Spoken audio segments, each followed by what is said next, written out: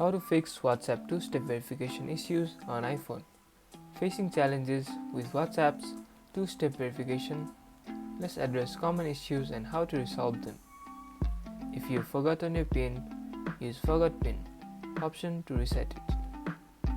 Ensure you've added a recovery email to receive reset instructions. If you can't reset immediately, you may need to wait up to 7 days for the reset option to become available. For persistent issues, reach out to WhatsApp support for further assistance. By following these steps, you can regain access to your WhatsApp account securely. And that's about it.